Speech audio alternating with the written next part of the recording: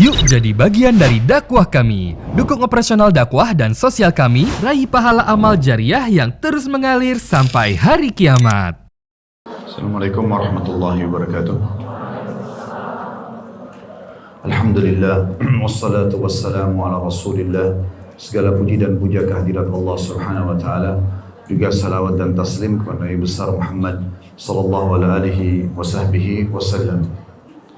Masih membahas tentang salah satu yang menjadi penyebab utama terjadinya perceraian. Selain kedangkalan pemahaman agama dan tidak menjalankan atau tidak memahami tentang hak dan kewajiban, juga ada gangguan sihir. Dan sudah panjang lebar kita jelaskan masalah sihir-sihir ini sampai pada tingkat metode pengobatannya. Sudah kita jelaskan kalau sebelum terjadi seperti apa, kalau sudah terjadi seperti apa. Saya reviewkan kembali, kalau sebelum terjadi, maka kita harus memperkuat tentu ibadah kita kepada Allah Azza wa Jalla dengan cara semua perintah-perintah Allah, baik wajib maupun sunnah dikerjakan. Kemudian kita mengikhlaskan dan juga memurnikan tauhid kepada Allah, sama sekali tidak ada syirik, tidak bergantung kepada makhluk. Maka ini akan menjadi tameng yang sangat kuat. Seringkali bahkan sihir yang dikirim itu terpental. Kadang-kadang seorang penyihir harus berulang-ulang dan beragam macam pengorbanan yang dia keluarkan baru sihir itu bisa sampai. Kalau tidak maka sulit sekali mereka untuk bisa masuk, ya, karena memang kuatnya tameng yang ada. Juga tentu dijaganya zikir pagi petang. Kemudian mengkonsumsi apa saja memang yang bisa menghancurkan sihir kalau ada. Sudah kita jelaskan seperti misalnya mengkonsumsi kurma ajwa Madinah satu hari di pagi hari 7 butir. Kalau ini bisa dirutinkan sangat bagus. Kalau tidak maka Syekh bin Baz rahimahullah menjelaskan bahwasanya kalau kurma ajwa Madinah tidak ada, bisa kurma apa saja. Yang penting kita konsumsi 7 butir di pagi hari. 7 butir di pagi hari. Kemudian mengkonsumsi daun bidara yang sudah saya tekankan juga supaya Bapak Ibu beli pohonnya dan ditanam di rumah. Kalau tidak ada halaman yang luas cukup dengan pot juga bisa, yang penting selalu lembab. Diambil 7 lembar atau perkalian 7 ya, 7 lembar, 14, 21. Di blender, dibuat jus, dibuat sayuran. Ya, itu juga hal yang baik. Dan juga airnya, air bidara kalau kita merendam daunnya bisa dipakai untuk mandi. Maka ini insya Allah bisa dilakukan sebagai upaya menangkal sihir-sihir itu. Termasuk yang tidak kalah penting adalah yang ketiga, harusnya Bapak Ibu menjauhi semua interaksi dengan dukun-dukun ini.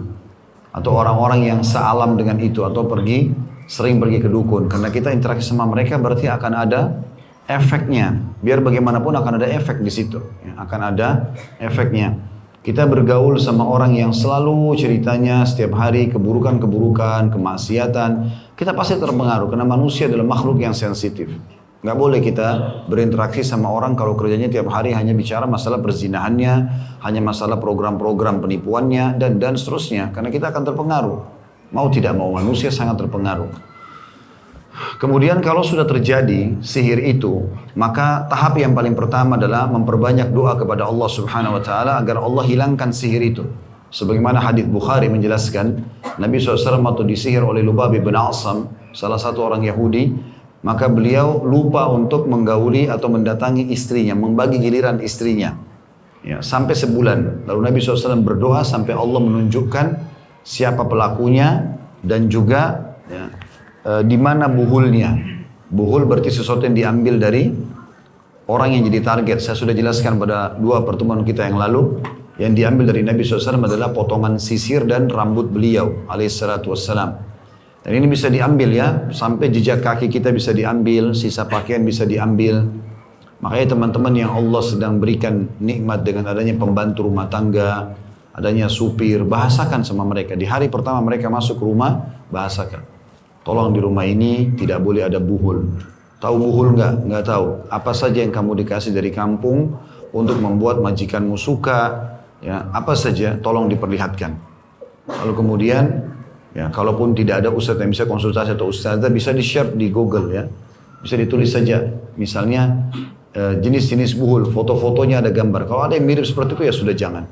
Ini nggak usah pakai begini. Kamu kerja profesional, baik, santun, kamu jaga sholat, maka saya kasih gajinya. Jadi nggak perlu menarik dengan cara seperti ini. Karena ini kayak sudah menjadi sebuah tradisi, ya, yang harus kita luruskan tentunya. Jadi yang pertama kita berdoa kepada Allah Subhanahu Wa Taala. Caranya, kalau kita sudah kena sihir, yang kedua kita ruqyah syariah.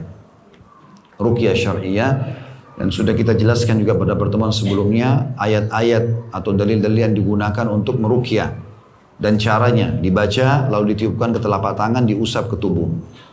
Manapun anggota tubuh yang kita rasa lemas, ya, gatal, ya, keringat dingin, sendawa, ya, atau tiba-tiba muntah. Ya, kalau respon muntah saya sudah jelaskan juga itu karena adanya sihir dari makanan yang masuk. Maka itu semua kita lanjutkan. Ya. Lanjutkan terus sampai kita merasa redah. Bisa 2 minggu, bisa sebulan, lanjut saja ruqyah terus. Ya. Sampai insya Allah SWT akan angkat itu. Bisa juga sekaligus digabungkan ruqyah itu dengan meniup telapak tangan dan juga sekaligus meludahkan atau meniupkan hasil bacaan kita ke air tadi. Baik itu air yang kita pakai minum atau air yang akan kita pakai siram atau semprotkan ke rumah kita. Ya. Itu ruqyah syariah. Kemudian yang ketiga, ikhtiar dengan cara konsultasi, ya, dengan ahlinya atau orang yang punya pengalaman di situ, ya. Dan jangan konsultasi dengan orang yang salah. Karena ada orang kena sihir, dia pergi ke dukun, maka akan bertambahlah masalah dia. Karena dukun sama dukun pertama belum selesai, ini dukun yang kedua lagi datang. Ya. Maka ini berbahaya sekali. Harus konsultasi pada ahlinya. Tanyakan permasalahan-permasalahan yang dirasakan. Dan ciri-ciri sudah saya sebutkan, ya. Ciri orang kena sihir yang pertama sering mimpi buruk. Ya. Sering dia mimpi kalau ada namanya sihir mahabbah atau ishq. Ya. Itu ada lawan jenis yang suka. Dia sering dia mimpi biologis sama orang itu. Ya. Dalam mimpinya bolak-balik datang. Ini ciri-cirinya. Kemudian, dan ini sering terjadi, ya. Bukan sekali 2 kali tapi sering terjadi. Kemudian juga ketindihan, kadang-kadang kita lagi tidur nggak bisa berdiri, nggak bisa nafas, itu berarti ada cirinya. Ya. Kemudian juga malasnya ibadah, malas sekali. Kemudian kalau dengar ayat-ayat Al-Quran gelisah, pengen cepat dimatikan, nggak nyaman. Ya. Ini semua ada ciri-ciri, ada indikasi. Ya. Kalau individu, kalau sesama keluarga misalnya sering terjadi pertengkaran suami istri tanpa sebab yang jelas. Hanya masalah kecil ribut. Hanya masalah kecil selalu arahnya cerai. Selalu cerai, selalu cerai. Terutama bagi perempuan hati-hati, ibu-ibu. Ya. Karena sebagian ulama mengatakan sihir itu paling kuat kalau kena ke wanita. Karena mereka selalu terbawa perasaan. Jadi perasaan ini akhirnya ditunggangi oleh syaitan yang dikirim oleh penyihir untuk membuat dia sensitif sekali. Apa saja bisa tersinggung. Apa saja sudah cerai saja. Selalu dibuat benci sama pasangannya. Kalau yang lebih parah lagi itu biasanya suami istri bisa melihat pasangannya berubah wujud. Jadi kayak misalnya dia lihat seperti muka kerah, ya, atau jadi tua sekali padahal masih muda. Alisnya putih, rambutnya putih gitu. Dia benci sekali melihat ini semua ciri-ciri nggak benar. Pasti maksudnya tidak benar ini adalah dari syaitan. Ya. Dia benar ada, tapi maksudnya tidak benar dalam syariat. Tidak boleh ada semestinya begini kan. Tapi orang berbuat kejahatan itu biasa terjadi. Maka ini semua tidak boleh. Ya. Baik, kita itu masuk ruqyah syariah. Kemudian kita sudah jelaskan juga poin ketiga tadi apa? Sudah belum? Jadi kita harus berdoa kalau ada ruqyah syariah. Yang ketiga ikhtiar, konsultasi sama ahlinya. Jangan pergi ke dukun lagi karena jadi tambah masalah. Ya. Kemudian yang keempat, ya, meninggalkan semua interaksi dengan ini. Karena kadang-kadang kita yang pergi ke dukun tapi tidak sadar. Karena di wilayah-wilayah Islam seperti kita Indonesia mayoritas Muslim, dukunnya juga itu berkedok seperti orang Islam. Ya. Karena mereka ini orang-orang yang berbuat kesyirikan. Ya. Mereka itu orang-orang kesyirikan yang tidak sadar mereka sudah syirik kepada Allah SWT. Dan ini bisa sampai pada tingkat kufur. Memberikan sesajen ke gua ini, menyembelih buat syaitan, ya. Manggil-manggil wahai penjaga gua, penjaga lautan. Ini syirik kepada Allah Subhanahu wa taala. Ini berbahaya sekali. Jangan interaksi sama mereka. Saya sudah jelaskan hadisnya. Dua-duanya hadis sahih kata Nabi SAW, siapa yang mendatangi dukun, peramal, penyamun, penyihir, bertanya saja, belum percaya, tidak diterima sholatnya 40 hari. Kalau datang kepada dukun, penyihir, penyamun, ya, dukun ini bertanya dan percaya dia telah kufur kepada apa yang diturunkan kepada Muhammad SAW. Maka ini harus hati-hati. Putus semua interaksi sama mereka. Mulai sekarang Bapak Ibu berteman sama orang di pengajian, ya, orang-orang insya Allah yang saleh dan salehah. Nggak ada lagi orang-orang yang jauh dari agama, jangan dijadikan sebagai teman. Kenal boleh, tapi untuk sahabat ngobrol bahaya. Dan jangan bilang saya tidak terpengaruh. Kadang-kadang dia niatnya baik, mungkin ada orang niatnya baik, cuma supaya kita tidak putus hubungan sama dia, lalu dia menjadikan atau memberikan mantra ke makanan kita. Banyak terjadi seperti itu. Ya. Setelah dengar ayat ruqyah, dia ruqyah, tiba-tiba perutnya mules. Kenapa ya? Ternyata masalah ya. Bahkan pernah terjadi Bapak Ibu sekalian, suami istri selama 6 tahun berumah tangga selalu ribut. Dan selalu ribut ini tidak normal. Ribut, satu hari baik, 7 hari nggak baik. Ribut terus selama 6 tahun dan selalu mau cerai. Diruqyah oleh, atau dia menggunakan metode ruqyah dengan seorang peruqyah. Saya diceritakan langsung oleh yang melaksanakan itu. Dia bilang tiba-tiba saya ruqyah, kemudian kesurupan si perempuan ini, ibu ini, di depan suaminya. Lalu kemudian saya tanya, siapa yang kirim kamu? Ditanya jinnya. Lalu jinnya bilang, lalu ibu itu tunjuk suaminya. Dalam kondisi tidak sadar, dia tunjuk suaminya. Lalu kata teman ini, Pak, apa Bapak pernah sihir ibu? Enggak pernah. Coba Bapak ingat-ingat. Ya. Dia bilang, seingat saya nggak pernah, saya setelah nikah nggak pernah gini. Lalu teman saya ini bilang, mungkin sebelum nikah Pak. Coba ingat-ingat. Maka Bapak itu yang terus terang, dia mengatakan, memang saya sebelum nikah saya baru ingat.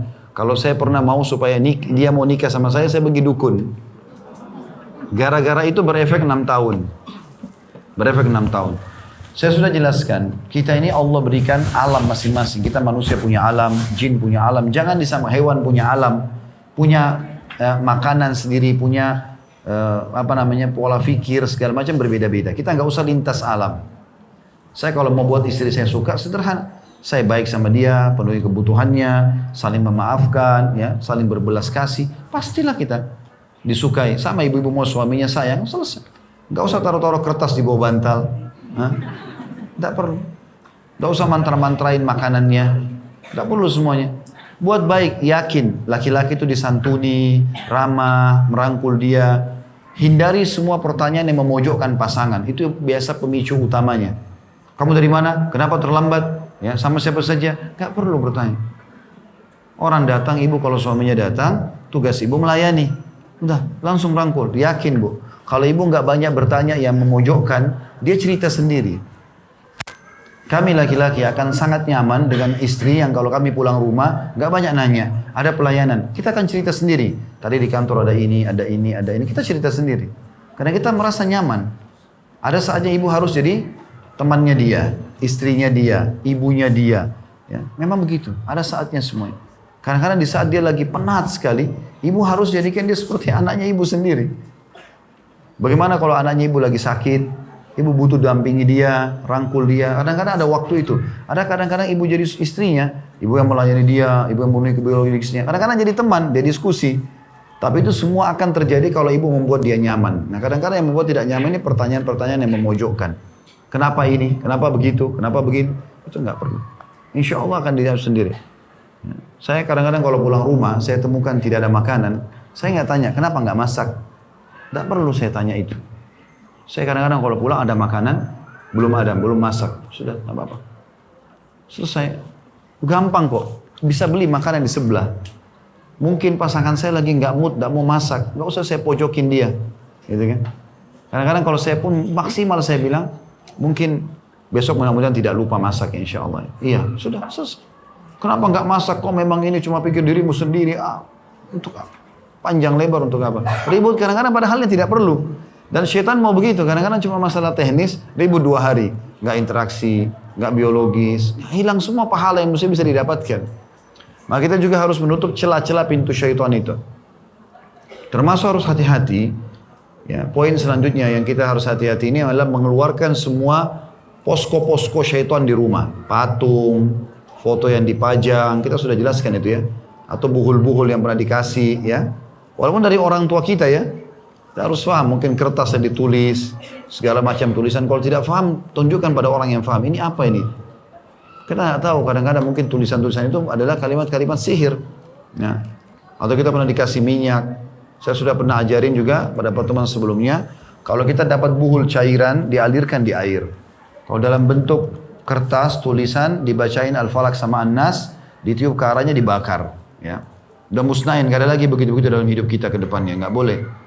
Kemudian kalau dalam bentuk benda keras seperti keris, maka itu dibuatin air ruqyah, direndam, ditaruh. Setelah itu coba kita potong-potong aja, serpihannya dilempar di tempat yang berbeda. Karena kalau kita kasih orang bisa salah gunakan lagi.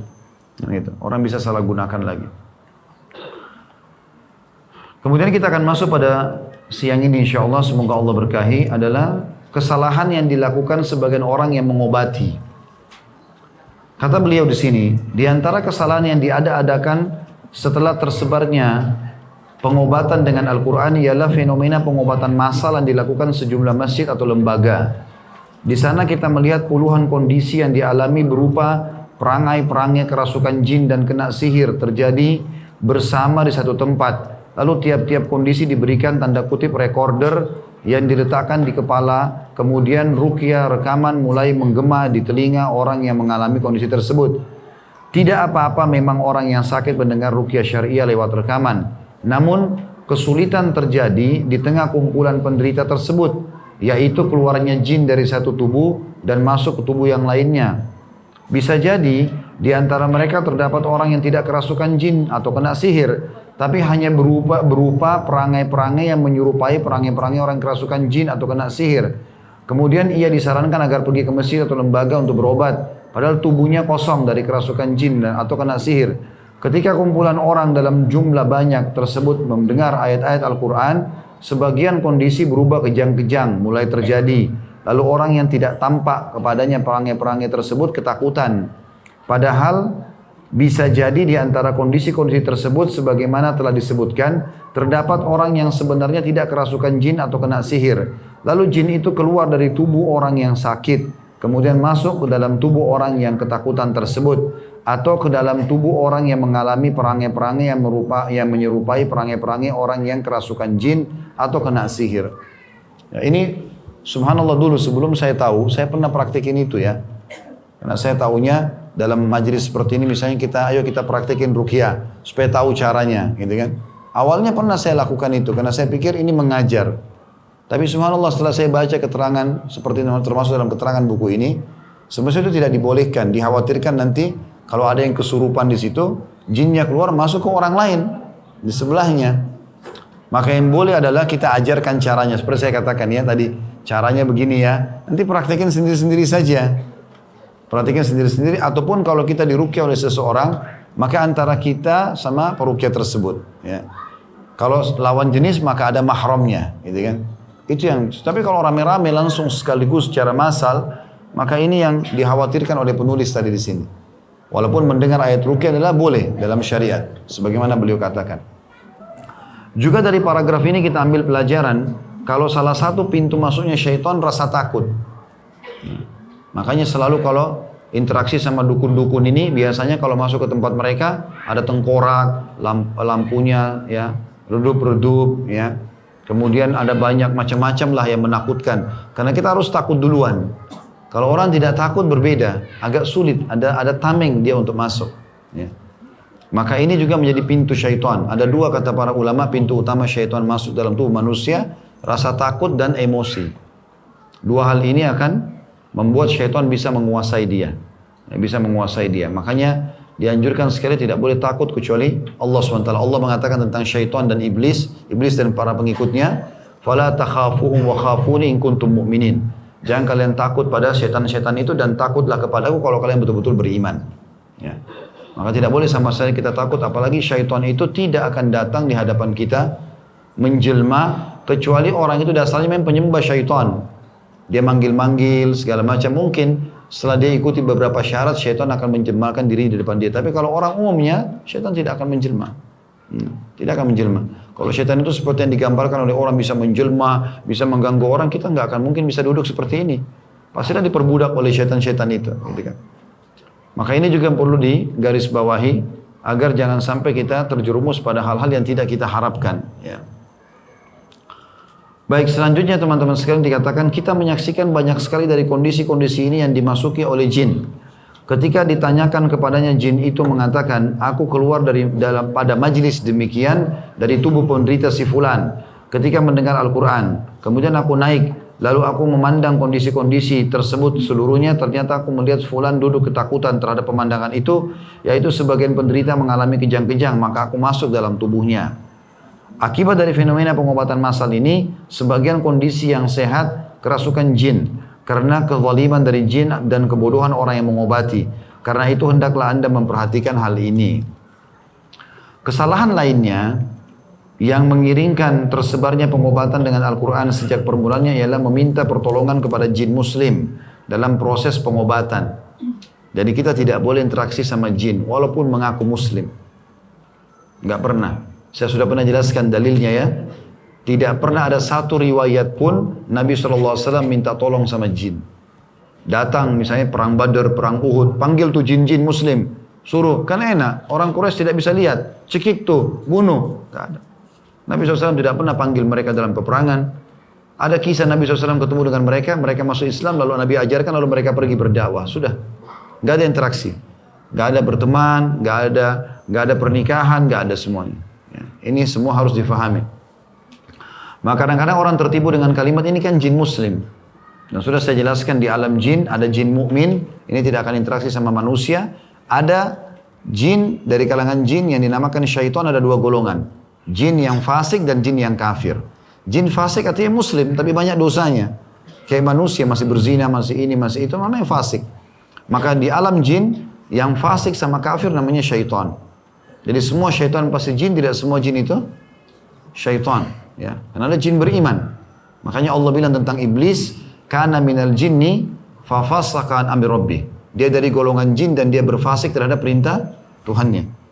Gak ada jin beriman sebagai Allah jelaskan dalam surah jin juga.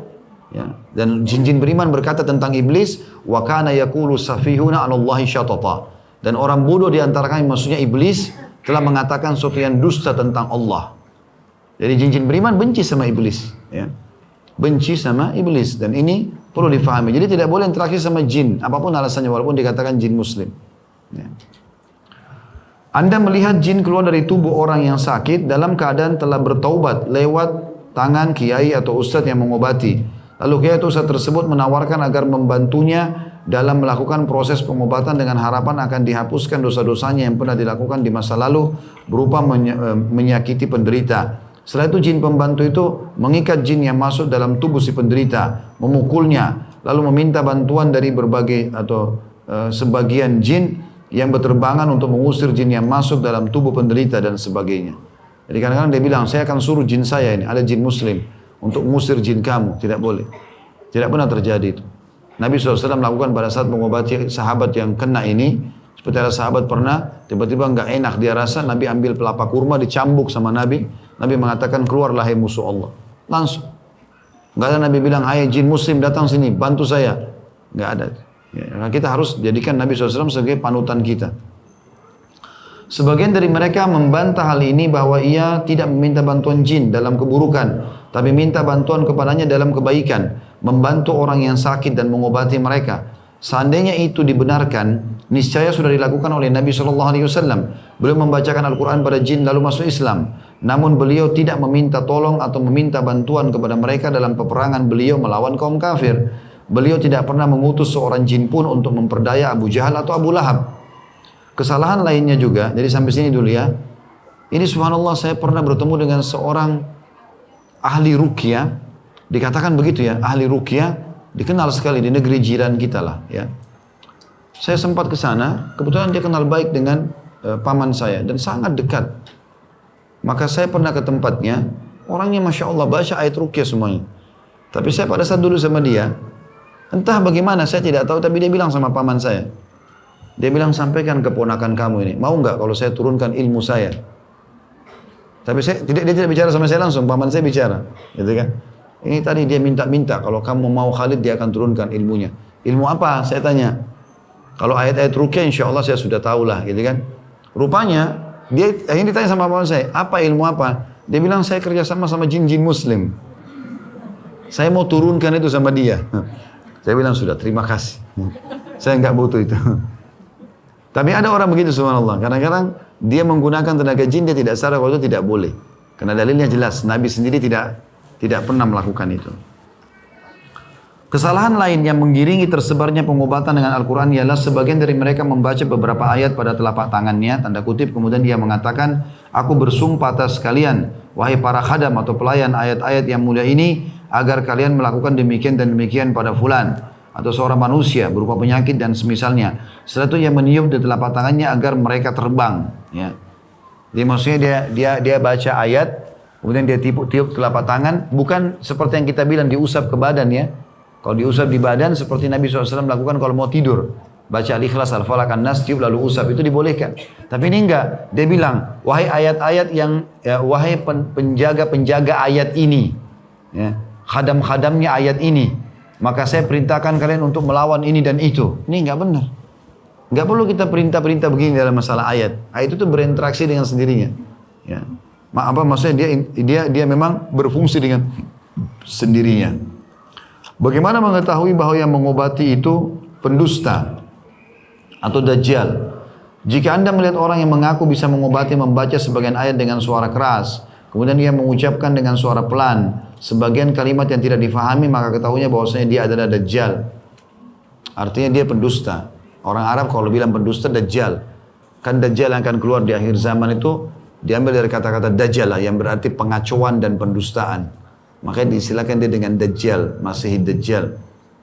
Nah, dia katakan kalau ada orang baca ayat Al-Quran, kalau ada di antara bacaan dia tiba-tiba nanti hilang suaranya dan cuma mulutnya komat kamit, ini tanda-tanda pembohongan.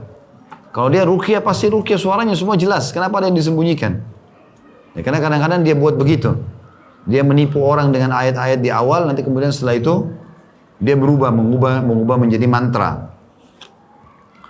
Jika seorang guru, ya, ini dikatakan di sini tulisannya guru, kiai, dai ya.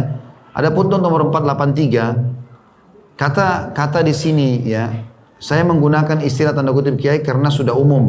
Dan ini sudah menjadi istilah bagi setiap orang yang mengobati dengan Al-Quran dan selainnya. Orang tersebut terakhir mengetahui dari dirinya apa sebutan yang pantas untuknya. Artinya kita tidak usah fokus dalam istilah ini, tapi kita mengatakan jika seseorang memberi Anda tirai yang dilipat dalam bentuk tertentu dan diberi bungkus dengan kantong terbuat dari plastik atau karet, maka ketahuilah dia juga adalah pendusta. Ya. Jadi misalnya dibungkus-bungkus ini bawa ya, taruh di rumahmu, tanam, kita nggak pernah tahu apa isinya. Ya. Ini taruh di bawah bantalmu, mirip dengan dukun, tapi dia bergelar Islam gitu ya. Jika seseorang juga memberikan Anda tirai, baik terbuka maupun tertutup sebagaimana disinggung sebelumnya, kemudian Anda melihatnya, niscaya Anda melihat di dalamnya bulatan, persegi 4 atau persegi 3 yang berisi kata-kata yang bisa difahami atau tidak bisa difahami.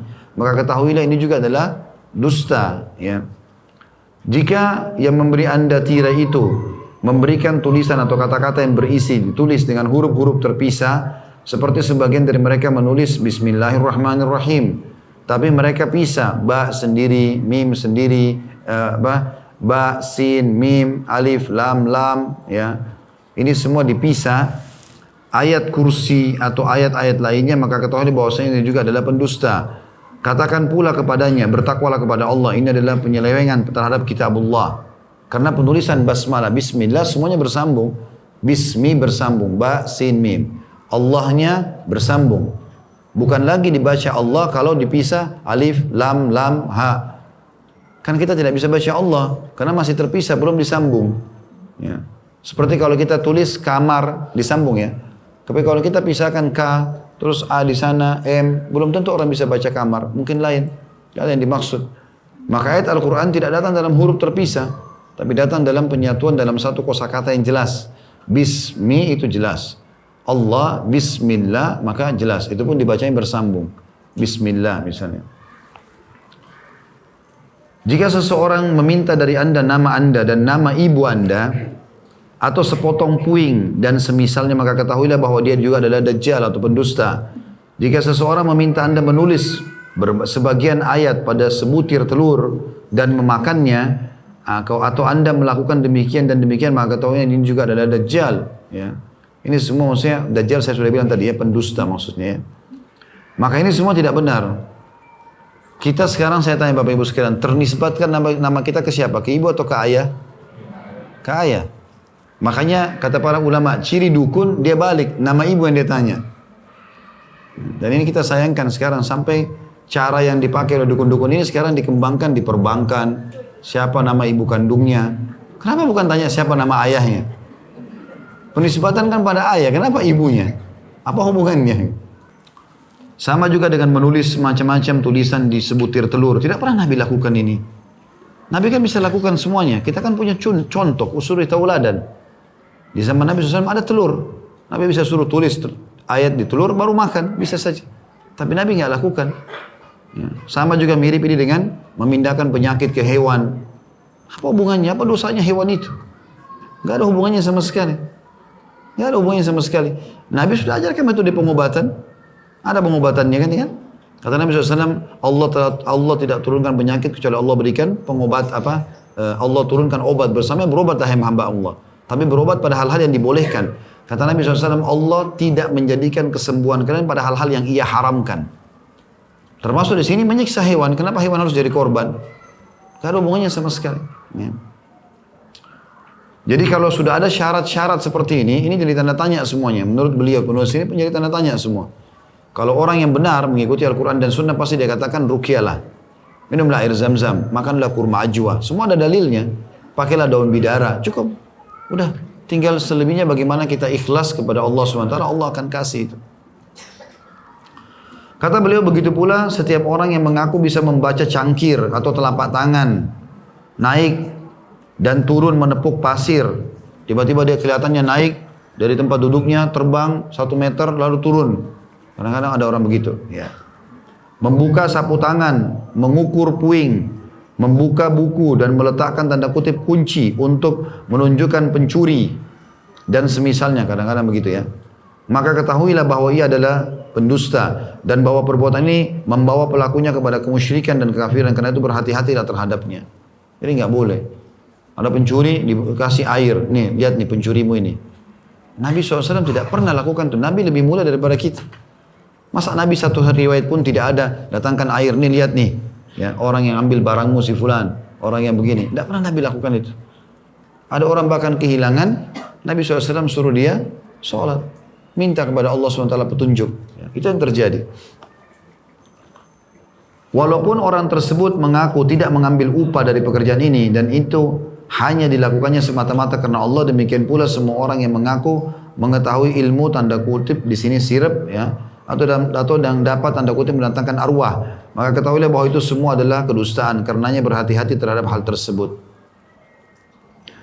Kemudian ada judul pencegahan dari ayat-ayat Al-Quran. Di antaranya membaca Al-Fatihah, ayat kursi, 2 ayat dari akhir surah Al-Baqarah, Al-Ikhlas dan Al-Mu'awwidhatain.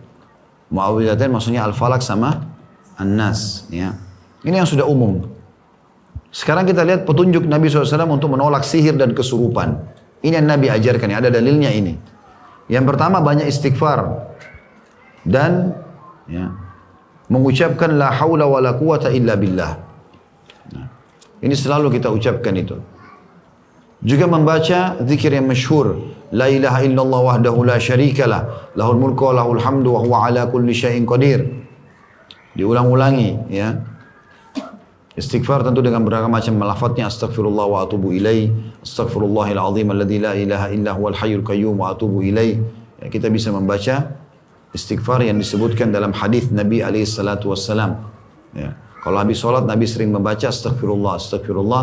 Kalau Nabi SAW memotivasi sahabat untuk baca, beliau mengatakan siapa yang membaca astaghfirullahil azim alladzi la ilaha illa huwal hayyul qayyum wa atubu ilaih. Ada sifat Allah hayyul qayyum, Maha hidup dan mengurus terus menerus mengurus makhluknya, maka akan diampuni dosanya walaupun sebanyak buih di lautan. Juga beliau mengatakan sayyidul istighfar, tuannya istighfar. Allahumma anta rabbi la ilaha illa anta khalaqtani wa ana abduka wa ana ala ahdika wa wa'dika mastata'at. A'udzu bika min syarri ma sana'tu, abu'u laka bi ni'matika 'alayya wa abu'u bidzambi faghfirli fa innahu la yaghfiru dzunuba illa ant. Ini kita tinggal tulis di tulisan-tulisan, kalau di medsos kita bisa ya, Sayyid istighfar, tuannya istighfar, atau di buku-buku zikir pagi petang pasti ada. Ini kata Nabi SAW, siapa yang baca di pagi hari dia tulus, ya, kemudian dia mati sebelum sore dipastikan masuk surga. Kalau dia baca di malam hari dengan tulus, Kalau dia meninggal sebelum pagi dia pasti masuk surga.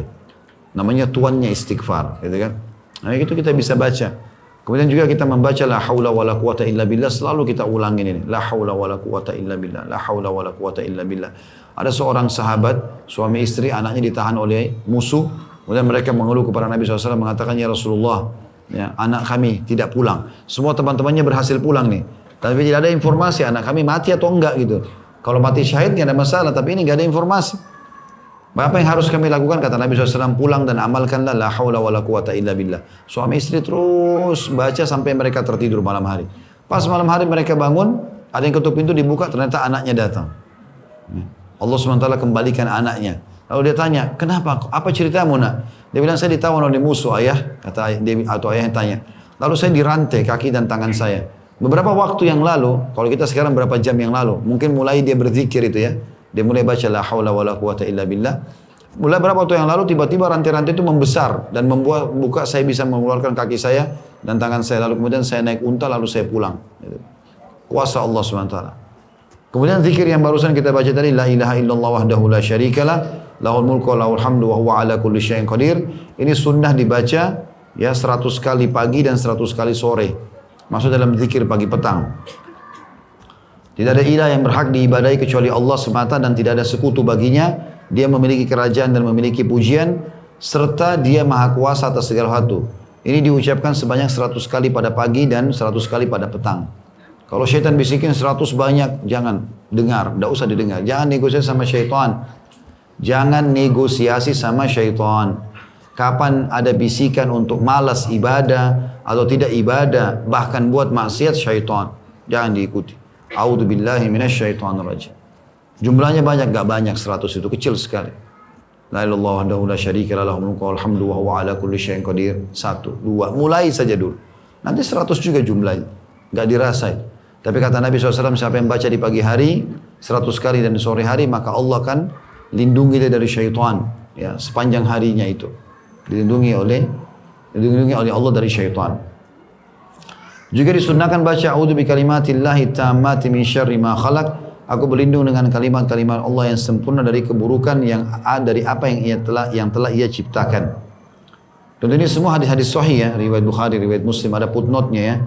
Kalau tadi tentang la ilaha illallah wahdahu la syarikalah dibaca sampai akhir itu 100 kali pagi dan sore, ada hadis riwayat Bukhari nomor 3293, Imam Muslim 2692. Dan a'udzu bikalimatillahi tammati min syarri ma khalaq, riwayat Imam Muslim nomor 2790. Juga setelahnya a'udzu bikalimatillahi tammati min kulli syaitanin wa hamma wa min kulli ainin lamma. Aku berlindung dengan kalimat-kalimat Allah yang sempurna dari syaitan dan hantu serta ya, semua mata yang jahat. Hadis ini sahih riwayat Bukhari jadi tempat halaman 119 ya. Tentu di sini sebenarnya yang dimaksud dengan syaitani wa hamma bisa masuk dalam bayangan-bayangan syaitan, ya. Bayangan-bayangan syaitan. Dan ini juga kata Nabi SAW, siapa yang membaca ini, a'udzu bikalimatillahi tamma, ya tadi yang min syarri ma khalaq, kalau dia baca di satu tempat, dia akan dijamin bisa kembali ke tempat yang sama, ya, selama dia baca doa ini. Dan kita baca dari depan pintu keluar, maka dijamin kita akan aman sampai kita kembali ke pintu itu lagi. Sampai pernah guru kami, saya masih ingat itu ngajar di Madinah, itu mengatakan kalau kalian mau amalkan hadis ini, maka baca di setiap tempat. Misal dari kamar ke ruang tamu, baca supaya kamu dapat jaminan sampai kembali ke kamarmu. Dari ruang tamu pergi ke ruang makan, baca lagi a'udzu bikalimatillahi tammat min syarri ma khalaq. Terus begitu. Ke taman baca. Jadi semua tempat ini kita dapat jaminan untuk bisa kembali lagi kecuali ajalnya datang. Allah Subhanahu wa taala akan menjaga dia. Kalau yang setelahnya tadi, ini memang termasuk doa yang kita baca pada saat ada masalah-masalah yang kita rasakan, gangguan, tidak nyaman. Ini termasuk doa yang sangat kuat. A'udzu bikalimatillahi tamma min kulli syaitani wa hamma min kulli ainin lamma. Ulang-ulangin terus dibaca doa itu.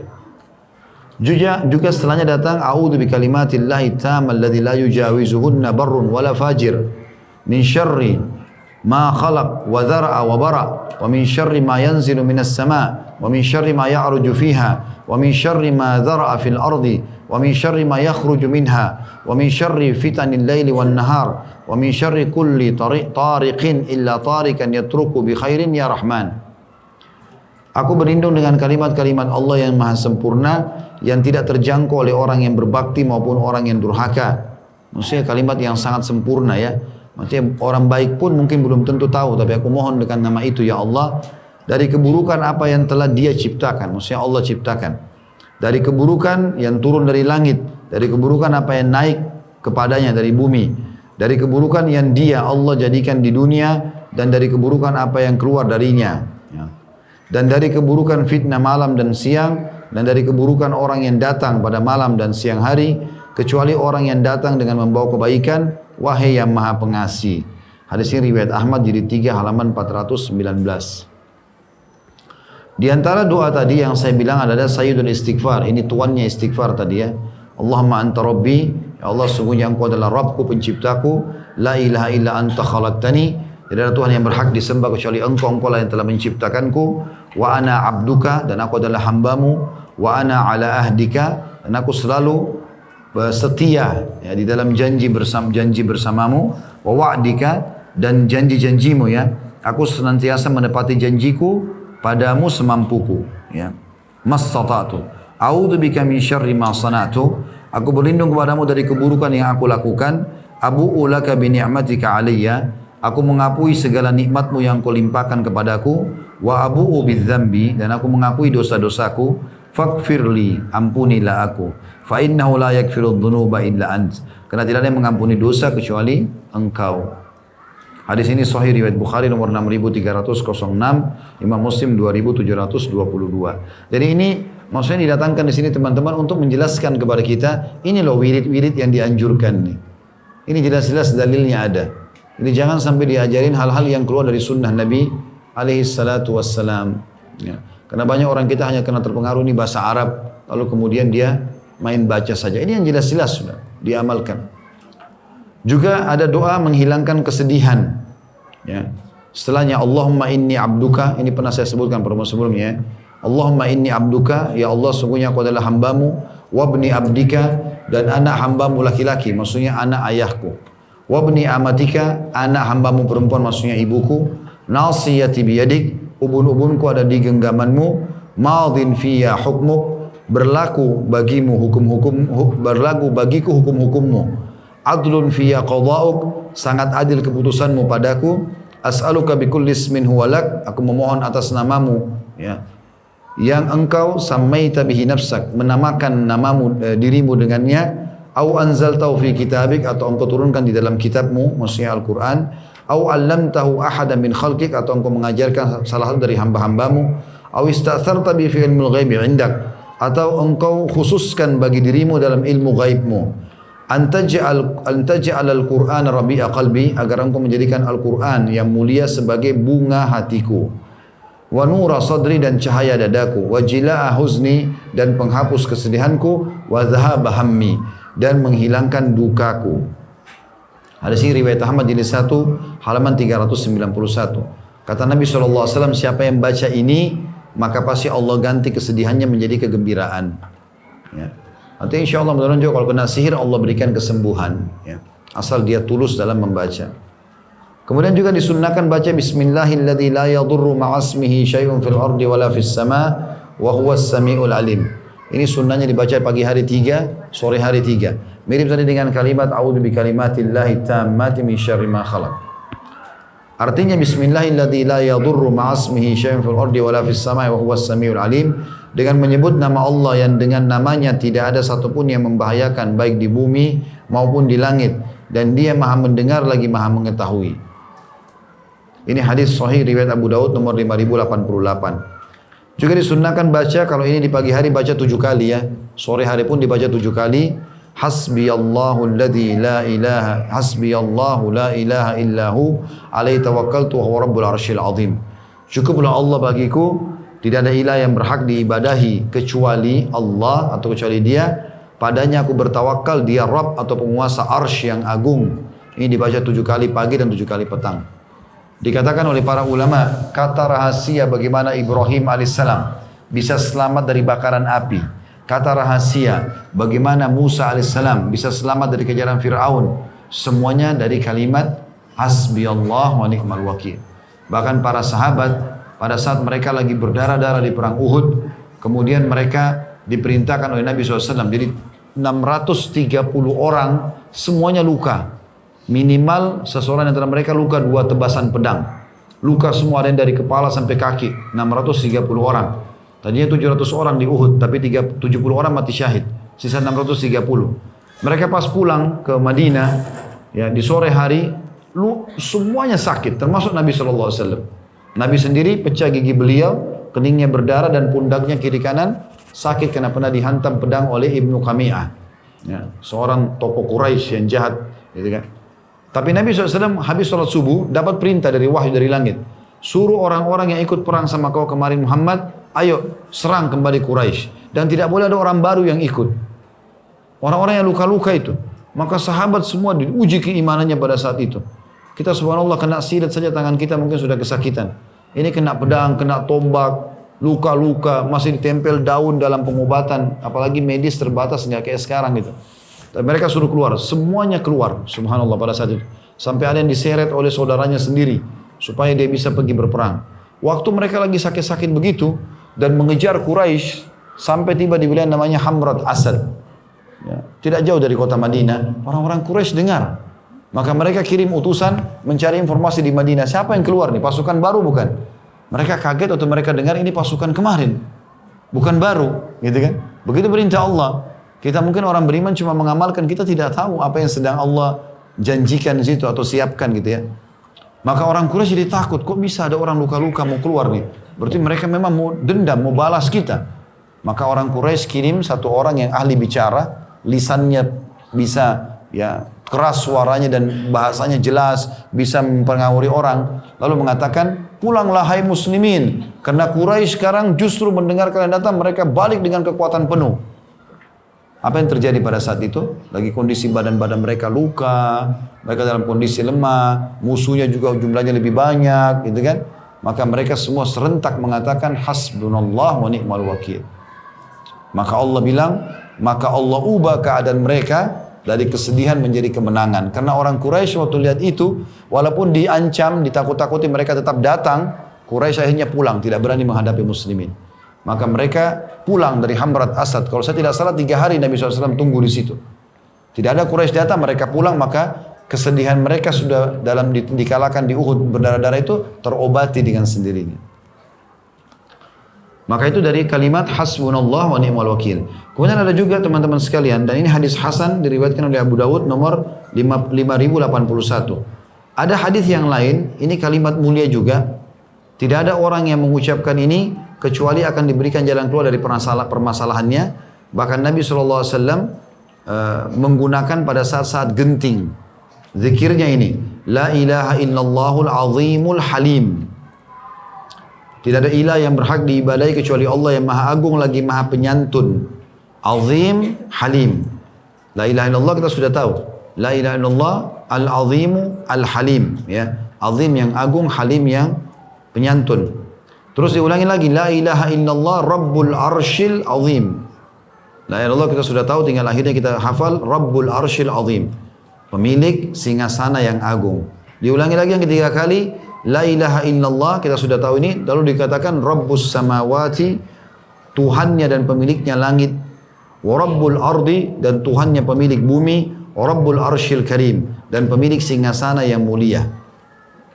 Hadis ini sahih riwayat Bukhari di jilid 7 halaman 154 dan Imam Muslim jilid 4 halaman 2092.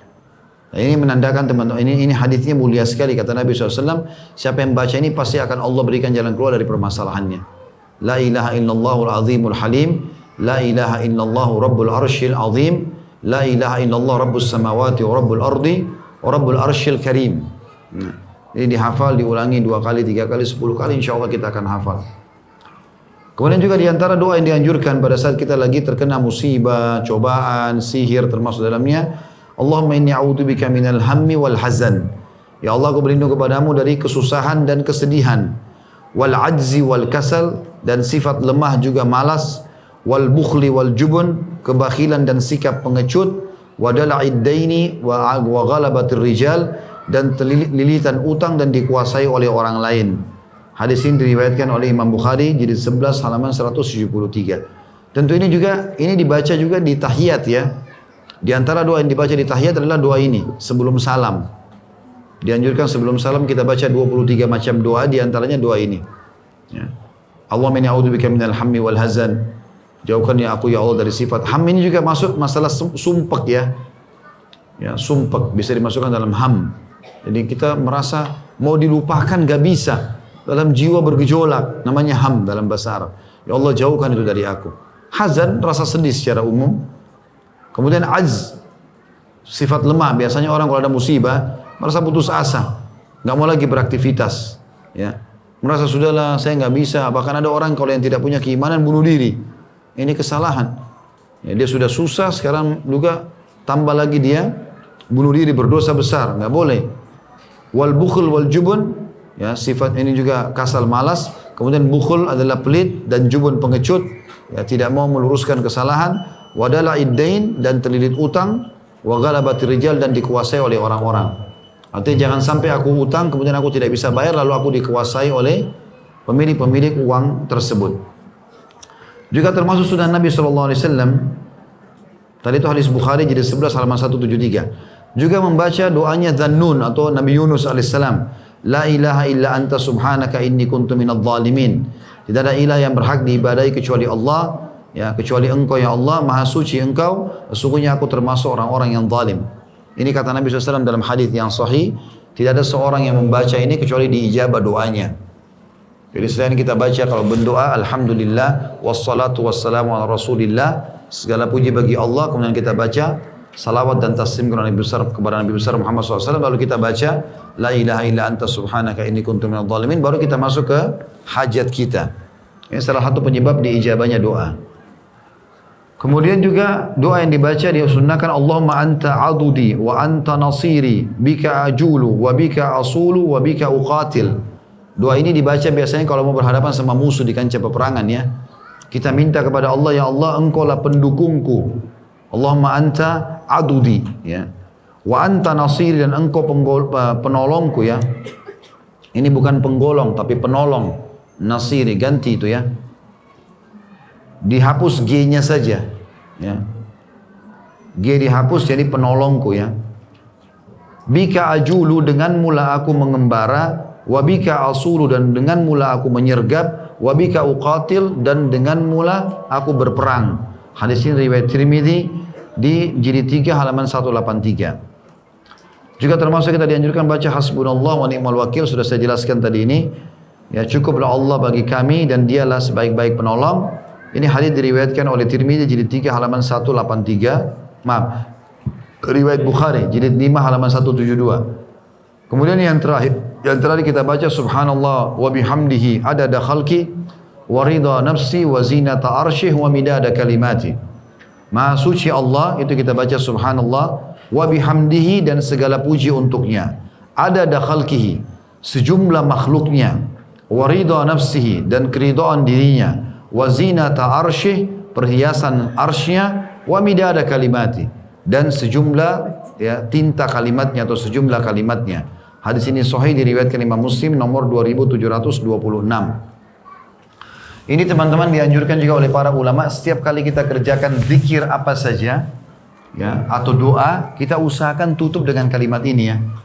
Kita bilang ada khalqi. Misalnya kita bilang astagfirullah, ya, kita bersyukur Allah. Kita bilang ada khalqi, sejumlah makhluknya. Walaupun kita baca sekali, tapi kita harap Allah berikan kita pahala sejumlah makhluknya. Berapa jumlah makhluknya Allah? Berapa serangga, berapa tumbuh-tumbuhan, berapa manusia, berapa jin, berapa malaikat, banyak. Kalimat ini akan melipat gandakan pahala. Ada khalqi, sejumlah makhluknya Allah. Di sini dikatakan dan lanjutannya wa ridha nafsi, dan sampai Allah ridha. Wa zinata arsy, sejumlah perhiasan singgasananya. Wa midada kalimati, dan sebanyak kalimatnya. Allah mengatakan dalam Al-Quran, dalam surah Al-Kahfi, qul law kana al-bahru midadan di kalimati rabbi nafidal bahru qabla an tanfada kalimatu rabbi walau jina bimithlihi madada. Katakan hai Muhammad, andai saja kata-kata Tuhan mau ditulis lalu dijadikan lautan, air lautan sebagai tintanya, maka niscaya air lautan akan habis sementara kalimat Allah belum habis. Berarti memang kita minta istighfar kita sebanyak itu. Mujian kita sebanyak itu, alhamdulillah, ikuti. Ada khalqi warzinat warida nafsi wazinat arsy wa midada kalimati. Selalu kita ikutkan dengan itu, insyaallah itu sangat baik ya.